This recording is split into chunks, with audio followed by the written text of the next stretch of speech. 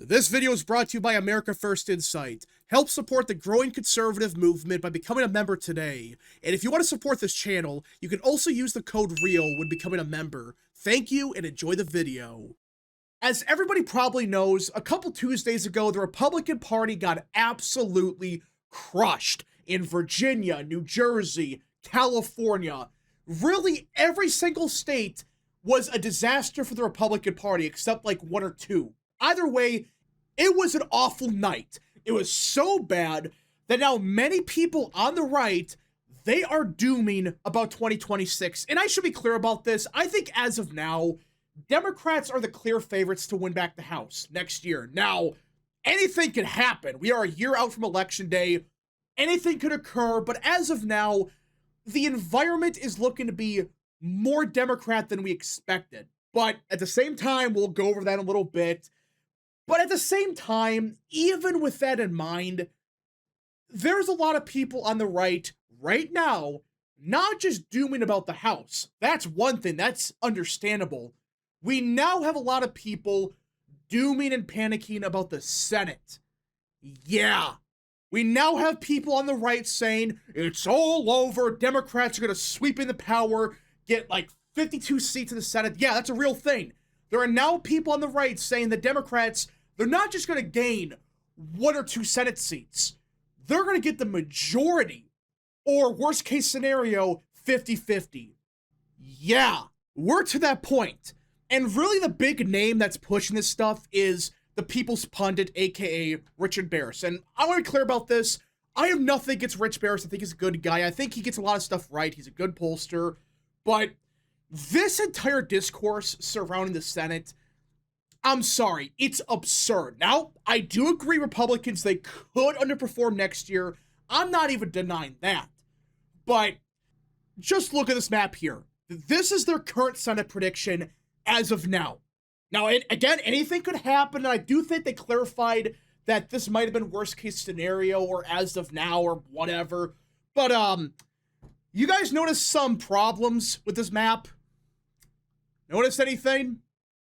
Well, for starters, according to Baris himself, he's pulled North Carolina, supposedly, or whatever, and he has Michael Whatley getting crushed by 8 or 9 points, and he's saying, the race is over, we're going to lose by 10 points, no pathway, Democrats are the clear favorites. Which is just crazy because we're a year out from Election Day. It's a swing state. And Michael Whatley still does not have as high of name recognition as Roy Cooper, but whatever. Fine, whatever. North Carolina, it's gone, I guess. Same thing with Michigan, even though the Democrats have a competitive primary, but fine, we'll ignore that for a second. Look at South Carolina. Really? This is the part that got people they're stunned about this. South Carolina, of all the states you could say is a toss-up, you could argue maybe Ohio, because you are running Sherrod Brown. He's a strong candidate. Texas even, with Ken Paxton having scandals, even though it's looking like he's not going to win the nomination, but fine. That's one thing. But South Carolina, really? That is the most egregious thing I've ever seen. Guys, Trump won South Carolina by 18. And I know Lindsey Graham sucks. I get that.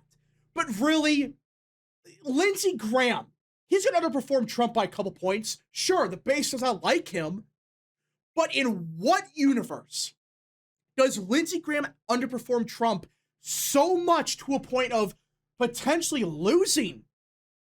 Back in 2020, and I know Trump was on the ballot, you can argue that all you want, but back then, Democrats spent, I think it was like $150 million. It was something crazy like that. It was a very costly race. Republicans won, and that's the funny part. Lindsey Graham won by 10. It wasn't that close whatsoever. Yeah, the polls had a close race, but funny how that works. It was supposed to be a nail-biter, down the wire type of race. And, yeah, Graham won by 10. Did he underperform Trump? Yeah. He still won by a big margin. So already, this map is just, it's delusional. I'm sorry, there's no other way to put it. You cannot tell me with a straight face that South Carolina is a toss-up. Could Graham underperform? Yeah, there might be a strong third-party candidate, sure. But do you think it's be such a strong candidate that Lindsey Graham would lose at R plus 18 state? Do we really think that? Of course not. Could it happen? Sure, maybe. But most likely, even if you had a third-party candidate with a strong support base or something, I don't know, like he gets like 10% of the vote, that's not enough to win the race for the Democrats. So how can you say that Lindsey Graham is in deep trouble? It's R plus 18, R plus 20. And the same thing with Iowa. That's just another egregious one. Really, the Libertarians are going to surge there as well? Because the establishment pick? It just baffles. And Ohio, that's going to be the big example we're going to talk about. It's just some of these predictions are just, they're out there. But I really want to focus on Ohio the most.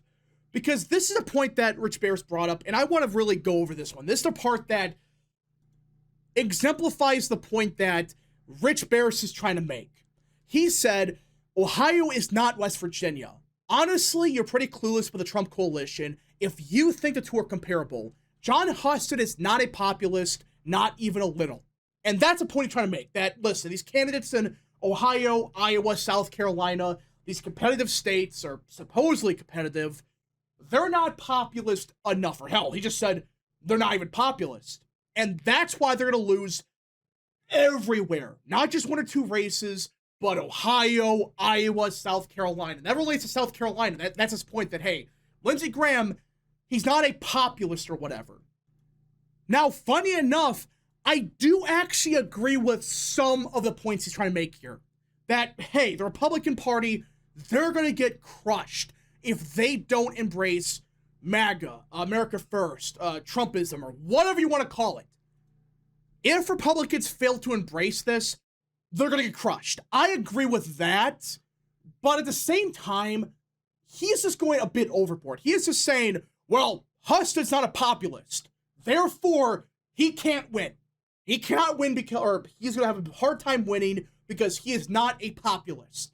Now, we'll get to the other part in a second, but this populist thing, if I'm being honest, I'm getting kind of sick of this argument that, well, somebody's not a populist or whatever. And that's an argument that Rich Bears and Robert Barnes, they've been arguing about for years. Here's the problem. They make it sound like it's a separate ideology. It's not. And that's the first problem here. And in fact, somebody brought up a really good point. Some people act that populism is a separate ideology. It isn't. It is just an appeal to the people on popular issues. And that's the whole point of it. It's like, yeah, that's what populism is. You could be a left-wing populist. You could be a right-wing populist. That does not mean that they have the same ideology. They may have similar rhetoric or whatever, but that does not mean they have the same ideology, the same policies. And like he brought up, Reagan was a populist. When he first ran, he was that outsider candidate. He was that more populist Republican. Now, obviously, his administration wasn't so populist, but you get the point that, yeah, these issues, they change. The definition of populism, it changes every second. Like, are you a left-wing populist like, I don't know, Bernie Sanders? Are you a right-wing populist like J.D. Vance? What? That's the first issue.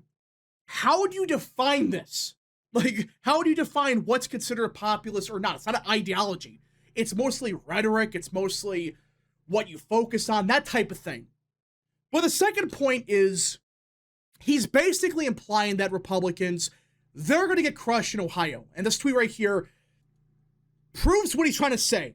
He said that in 2016, Trump won Ohio by 8 and then showed Brown won by 7. And that's proof that Republicans, they're in trouble without Trump. You know, Ohio is Trumplican. It's not Republican. That's what really started this shitfest on Twitter. People arguing about this.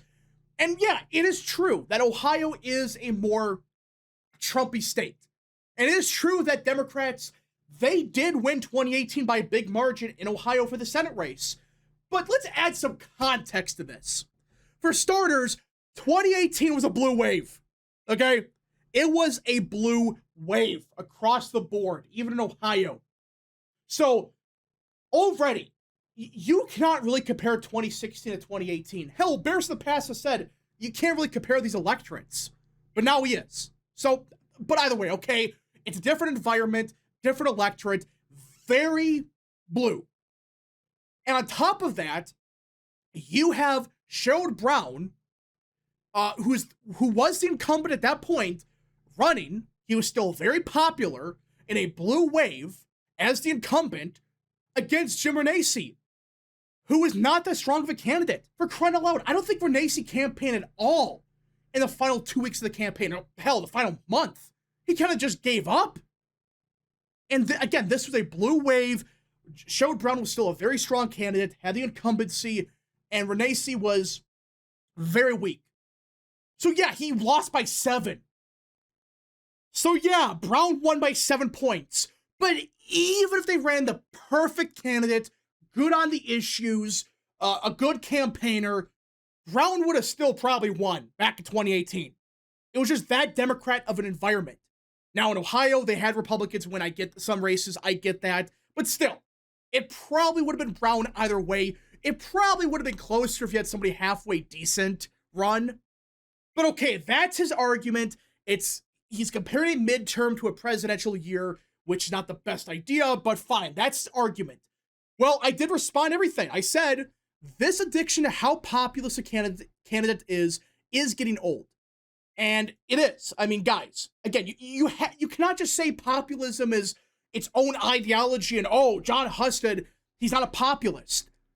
How is he not? I mean, populism is not ideology. It's more so rhetoric. It's not just, oh, you have to be in supportive of, I don't know, universal health care or whatever. I'm not saying that's what populism is, but you get the point. It's not really an ideology where it's consistent or anything like that. It's just, oh, you can be a right-wing populist, left-wing populist, whatever. Husted hasn't done anything to piss off the base, has a solid record in the Senate, will be the incumbent, and has a history of winning statewide, so already he has strong name recognition. And that's my point, that he has not done a bad thing yet in the Senate. Can anybody name an egregious thing he's done? I can't. So why would the base be pissed off at him? It's not like Lindsey Graham where he says dumb shit half the time. Jon Husted doesn't say shit. And his voting record, it's not bad. It's actually kind of solid. He's not done anything stupid yet.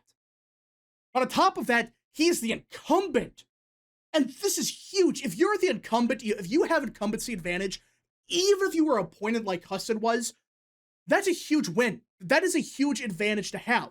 Because with incumbency, you can raise more money easier. You have just the incumbency factor as a whole. It's just one of those things where incumbents, they do better on average, significantly better for obvious reasons. So yeah, he has incumbency. Brown doesn't. And Jon Husted, he has a history of winning statewide. He has a history of winning statewide. I know not for Senate, but for Secretary of State. And then eventually Lieutenant Governor when he was on the ticket with Mike DeWine. So he has good name recognition. He has a history of winning statewide. He has not done a bad thing to piss people off. Is the incumbent. So it's like, okay, what's his weakness then? What is making him such a bad candidate? Why is he done? And he really didn't answer that. He said Winsome Sears also had a record of winning statewide in Virginia. How did that go? Again, statewide office margins are not predictive of federal race strength. And it's kind of a deflection. He's arguing that Winsome Sears also won statewide in Virginia, but then she got crushed. And yeah, she got absolutely demolished. Lost by 15 points. She was an awful candidate, bad on the issues, terrible campaigner until the very end. Yeah, it was a disaster campaign. I agree with that. Again, I haven't said that Winsome Sears should have never been the nominee, but either way. So he is using Virginia as proof of why Republicans are in trouble next year. Now, let's start the obvious issue with what he's trying to say here. The Virginia governor election is not a federal race. He is himself comparing a statewide election to a federal one. He's comparing the Ohio Senate race to the Virginia governor election. two completely different set of circumstances. And he even tried to make that his point that, well, statewide margins don't actually matter. I agree with that, actually. But you're comparing a statewide race in Virginia versus a federal one in Ohio. And the difference is, well, Winsome Sears, she won by what, 1.5%? She didn't win by 15 or 20 points. She won by 1 or 2. It was a pathetic show. Well, not really pathetic, but yeah, she won by 1 or 2. John Husted, meanwhile, won by like 25 points. I know that was 10 years ago. And I know statewide races, they're not the same. But ever since the mid-2010s, Ohio has gotten significantly more Republican. Virginia gotten more Democrat.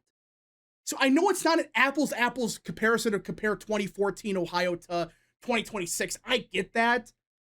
But how can you compare Winsome Sears getting crushed to John Husted losing in Ohio? How? They're two different races where you even admit that. It's like you cannot compare the two races because of predicted margin. I agree with that. But it's kind of absurd to compare the two because Husted won by 25 or whatever. Sears won by 1. Congratulations, she won by a point. But I want to dig deeper into Virginia. Because a huge issue that a lot of people are not understanding is the fact that Virginia in 2026, or 25, excuse me, was such a Democrat wave. It was such a blue environment. And it's Virginia. It has a lot of federal workers. You cannot honestly compare Virginia to any other race, especially for next year. Here's an example, okay? In 2025, the electorate was Harris plus 9 in Virginia. You could argue it's closer to Harris plus 10, 11, 12. So it was a very Harris electorate. Trump voters, they just didn't vote. Well, in 2025, or 2024, excuse me, Trump lost by 6. So already, you could tell this is a much more Democrat environment. Trump voters, they just didn't vote. So that alone inflated the margin. But of course, the big elephant in the room that nobody wants to mention is a government shutdown. And I really believe this is the biggest reason the margin got as bad as it did. In 2024, the electorate in Virginia was roughly 13% of households had a government worker in it. Okay, and that's a lot for Virginia. There's a lot of government workers in Virginia, roughly 13%.